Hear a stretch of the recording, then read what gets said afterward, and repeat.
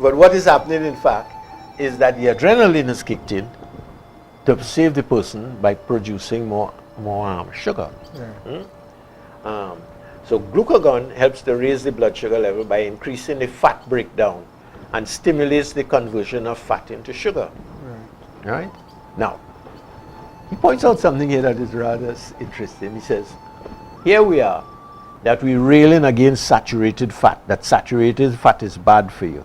But if your body has sugar and it changes it into fat that you'll use again, what kind of fat does the body change it into?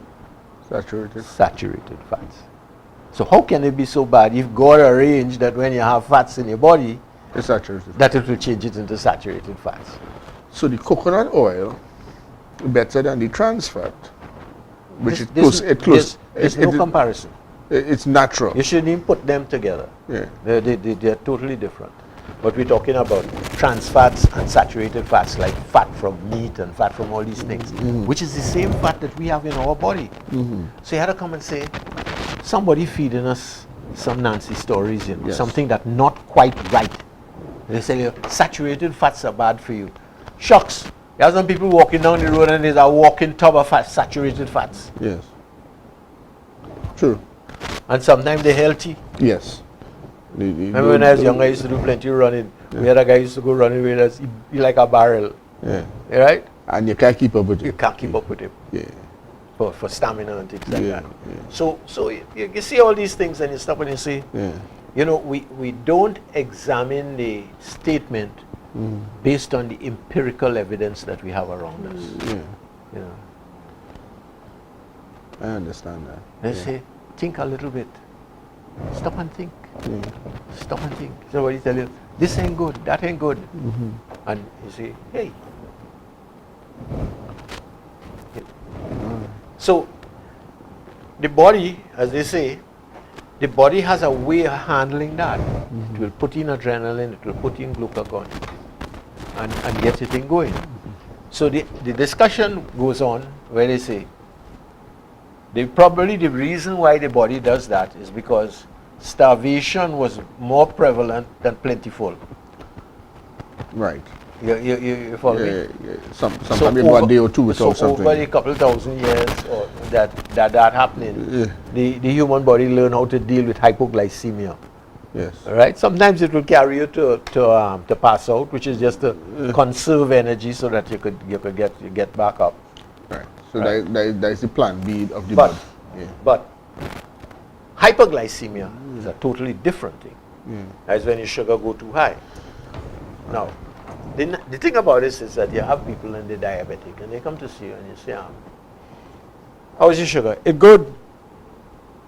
What was it this morning? I ain't measured it. But you know it's good. What about this week? I ain't measured it. I ain't measured it for the last few months. The last time I measured it was when I went by the doctor. And it was good then? No, it was high. But you give me some extra pills and tell me take that and everything will be all right. So how you know it's good? So it must be good. Because I'm feeling good. All right. Right? They might even be exercising too. Yeah. And you measure the sugar. I have measured sugars of 560. You see? Wow. And a lot of people will pass out at that point from overload. But they're walking around with a sugar reading of 450. Yeah. And they tell you they're feeling good. All right. And you know why I'm feeling good? I'm also losing a little bit of weight. Right, so things must be going right. So because sugar, at that point you have what they call the thirsting and wasting disease. That's what it's called, diabetes. Yeah. Sometimes they say, that he says here, a little tired but not bad. Yet routine screening blood tests tell me that some of these unsuspecting patients have blood sugar levels as high as 400, which is almost 4 times what you'd call a normal level. Yeah. These people are at a strong risk for all major complications of diabetes, including coronary artery disease, neurological disease, right? And all the other things, liver disease and all the other things that go with kidney disease. Kidney disease. Yeah. So you say, why does that happen? Some have conjectured that the body has a hard time dealing with hyperglycemia because the condition that causes it, namely overeating, is a relatively new phenomenon in human history. On the other hand, hypoglycemia induced by lack of food has been a frequent occurrence to which the body has adapted with a variety of mechanisms. Compared to the dozens of hormones that are produced when our blood sugar drops too low, the body has two mechanisms to deal with blood sugar that goes too high. One is exercise, but if you're feeling a little tired, you ain't going to exercise anything. Any muscular activity drives the sugar from the blood into the muscle cells where it is used as fluid, as fuel. In other words, it doesn't have to go into the crazy ATP cycle under normal circumstances. It just gets fed straight into the system, and the system, hungry for energy, will grab it and use it because it is in that kind of things. Insulin production is the body's way of saying that the sugar level is too high, that the body is overfed with sugar. Insulin helps remove sugar from the blood into the cells where it's stored as fat. It is interesting to note that the type of fat, the note here, that is made by the body under the guidance of insulin is saturated fat. Okay. Yeah? Which is what we were talking about just now. Yeah. One is that controlling the level of insulin produced is the key to controlling obesity. Right? For without insulin, there can be no weight gain. People who lose the ability to make insulin, type 1 diabetics, will never gain weight. Okay. No matter how much food they eat, unless they are supplemented with insulin. In fact, without insulin, they literally starve to death. Okay, so excess insulin is one of the triggers for weight gain. Yeah. That's why you have obesity. Now, listen to this. Listen to this that gives you an even better idea as to why you have obesity. Nobody gets into the You have your ATP cycle. You have your mitochondria. Your mitochondria beeps. You're going sugar and oil. Normally, your body likes to burn oil. So it attracts the oil to it. What oil gets attracted to it? The oil that gets in the mitochondria, the oil that you consume. The oil that you're consuming. Yeah. The oil that you're consuming is hydrogenated oil and trans fats. Yes. When that get on the mitochondria, what use is it? Zero. It's done. So it forms that sticky coating on it. So it kills the mitochondria. No, it doesn't kill the mitochondria. It stops the mitochondria from using oil. Okay. So what does the mitochondria go and do? It finds another source. Which is Sugar. sugar. Right. So Professor Warburg back in the 1930s, he says, when you have a cell and the cell moves, I'm showing you the connection now, and the cell moves from burning oil to burning more sugar. When the cell is burning more than 35% sugar, you have a cancerous cell. Okay. And nobody's ever denied that. Yes. So you begin to understand that the root of cancer comes from hydrogenated oil. Yes. So this hydrogenated oil is really It's a demon. a big one too, because it touches so many destructive medical conditions. Right. But I don't know if this is true, but I read somewhere that sugar in the body is somewhat corrosive, or No, sugar wouldn't be corrosive. When you have sugar, you have to have insulin.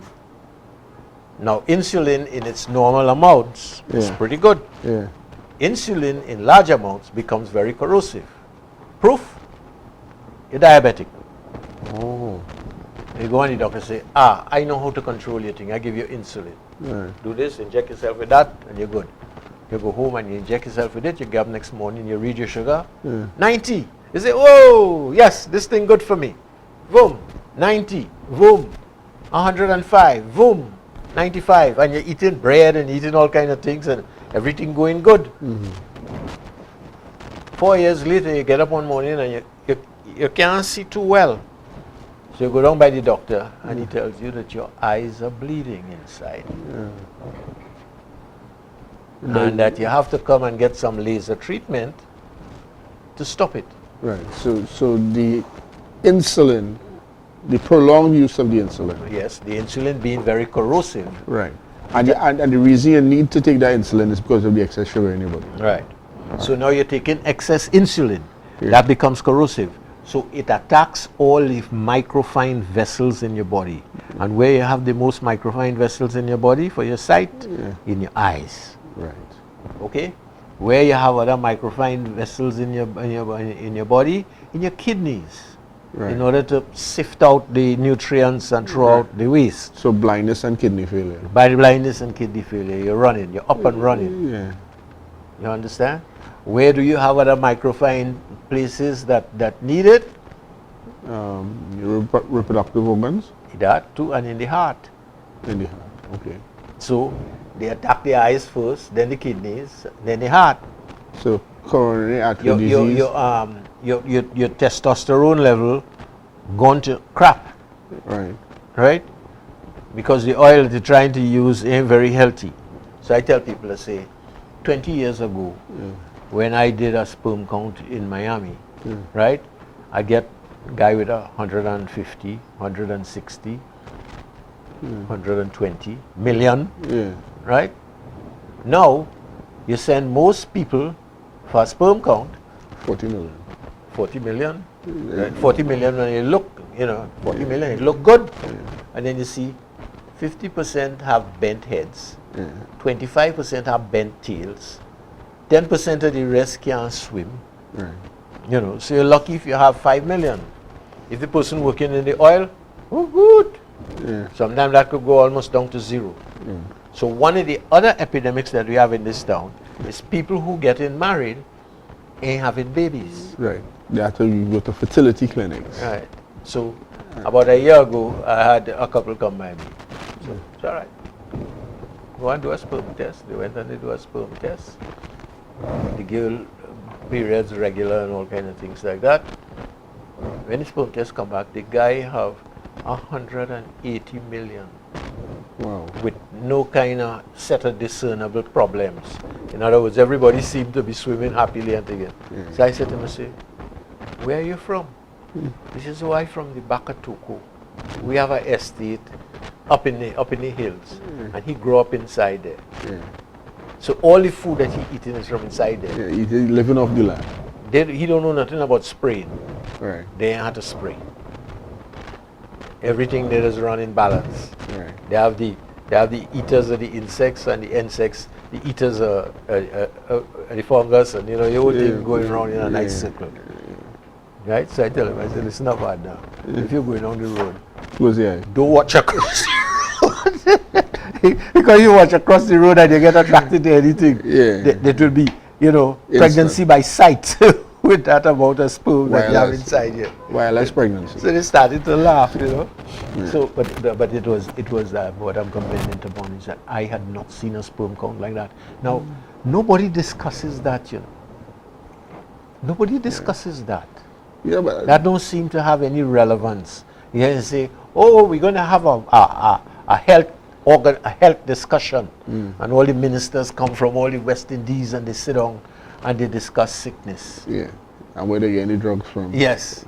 Nobody will say, well, why do we have all these things? What can we, I look at the other day and I see that St. Lucia, one of them, decide to ban glyphosate. I say, man, them fellas up there really getting their act together. I mean, the drug company is going to try to jump on them, and the bank will come and put pressure on them if they want a loan and all kind of thing. But at least they're thinking.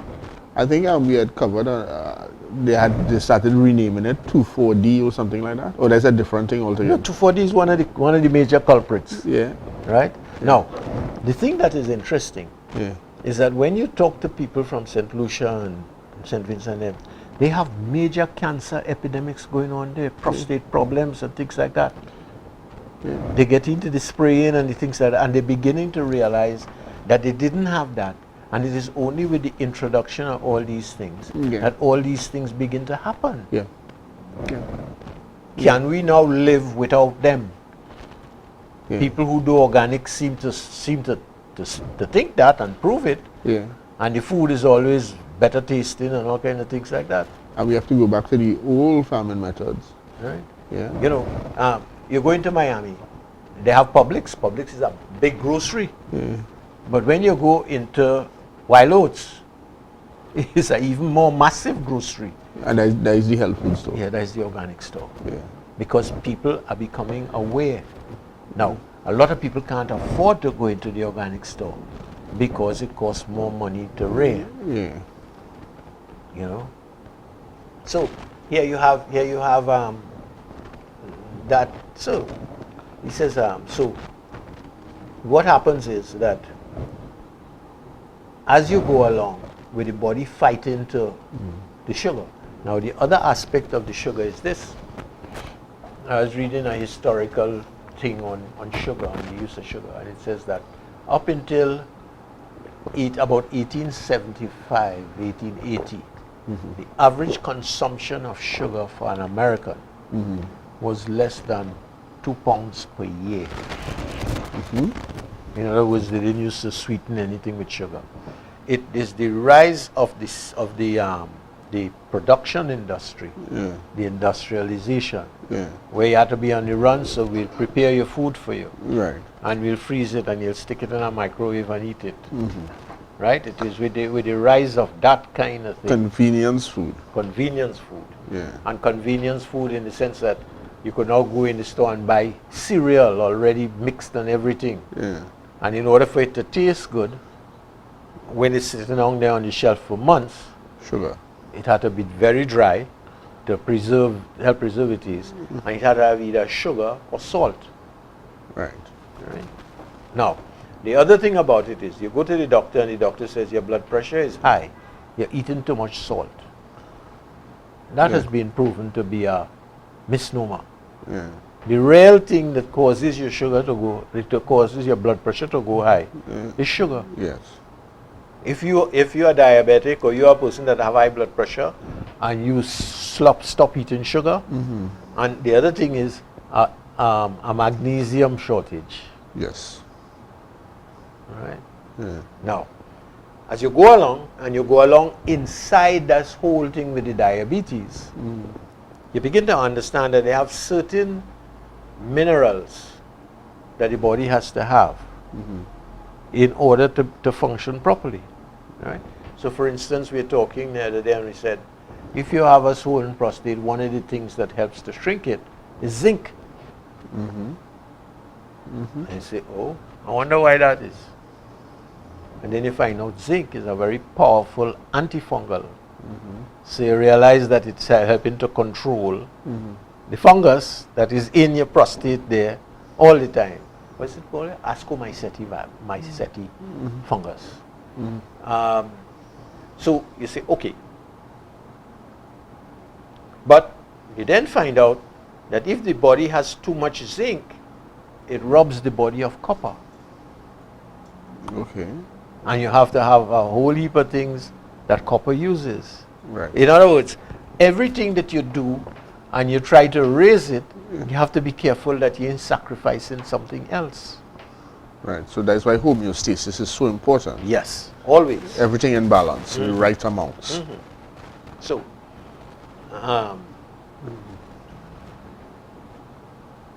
blood sugars are chronically elevated and the insulin levels are rising. The cell builds a shield or wall around themselves to slow down the influx of excess sugar.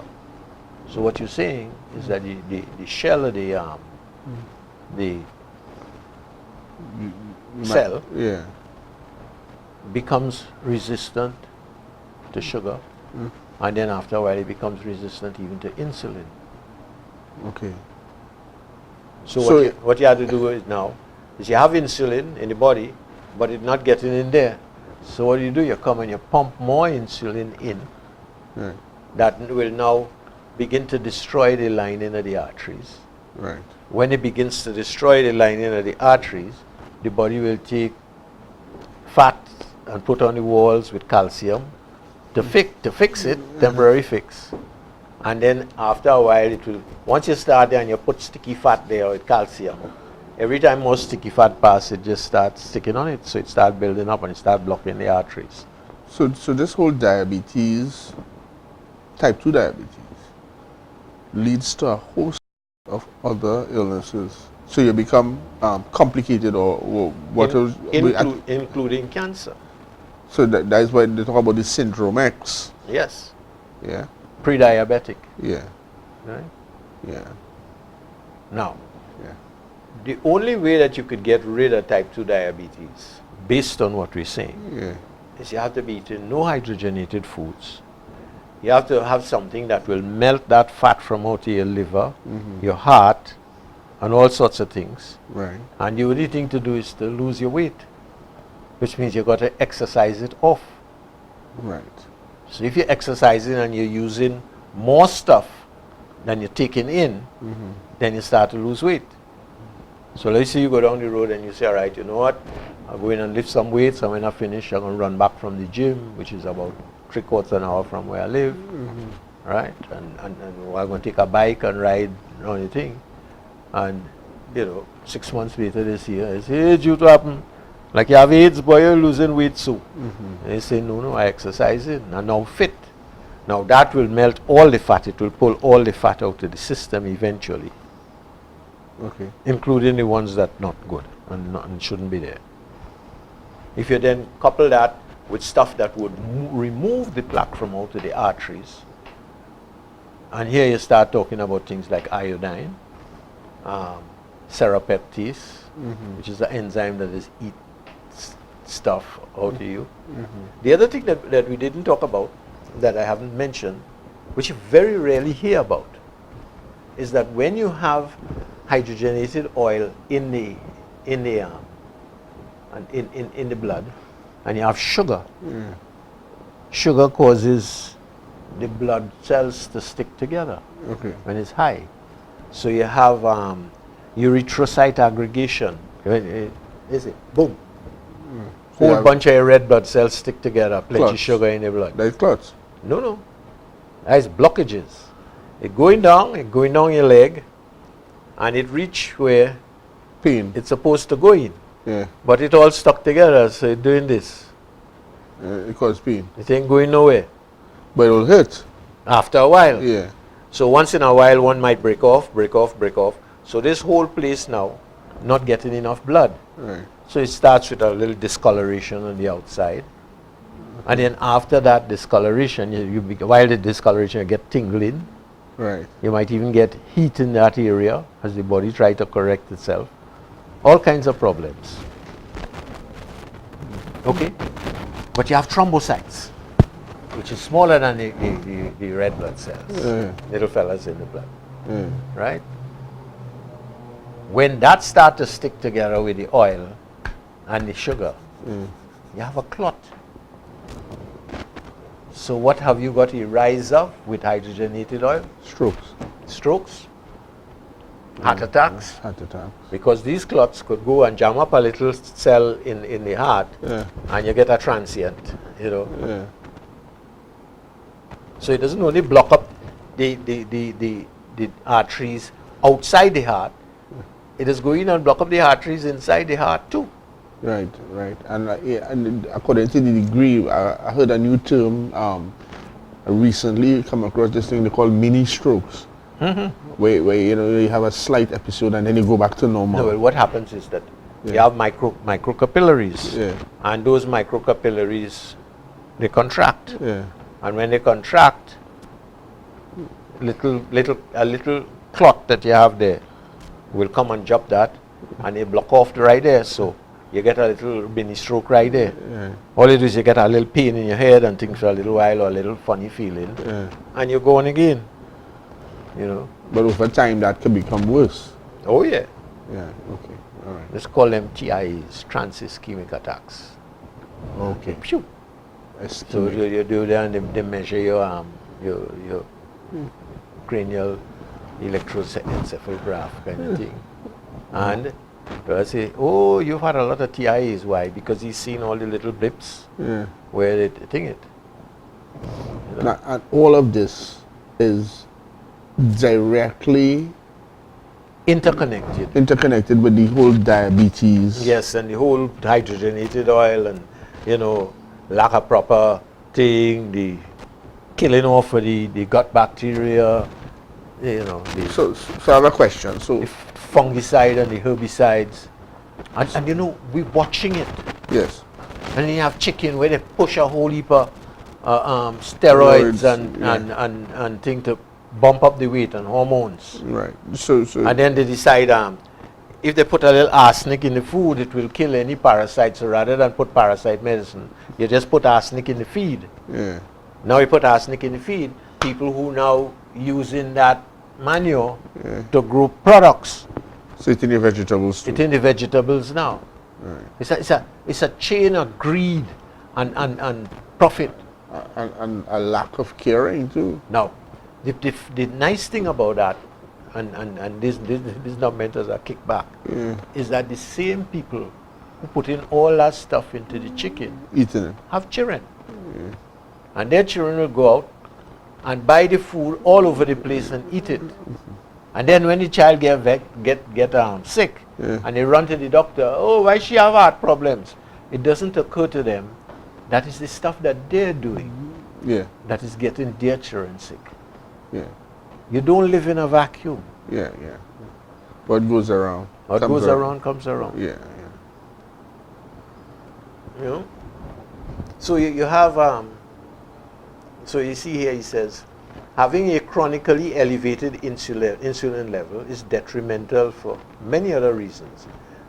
We see more insulin is made by the pancreas to deal with this elevated sugar level, and the cell resists this sugar influx by becoming insulin resistant. In a sense, shutting the gates. This leads to a curious situation in which the blood sugar levels are high, but cellular sugar levels are low. The body perceives this as low blood sugar. The patient has low energy and feels hungry, so he eats more, and a vicious cycle is under the way. In other words, he ain't getting enough energy. He begins to feel that he needs more energy, so he eats more. So the insulin resistance will, when you test it, right, it will say that the blood sugar high. Yes, because the sugar is not going into the cell. But in the cell saying signaling to the body that it low. It's low. And remember we said that the outside of the cell is gelled water, and with the calcium and thing, and it moves, and it provides gating for things to come in. Right. Providing that the oil you're having here is authentic oil. But if that oil is mixed up with LPA and things like that, that too begins to become insulin resistant. Right. So the LPA, we consider that a toxic substance that's in the body that is facilitating all these negative actions. Will the act of cleanse or flushing out of this result in an improvement in the condition of the person with type 2 diabetes? Yeah, but how you go about flushing it, that's the problem.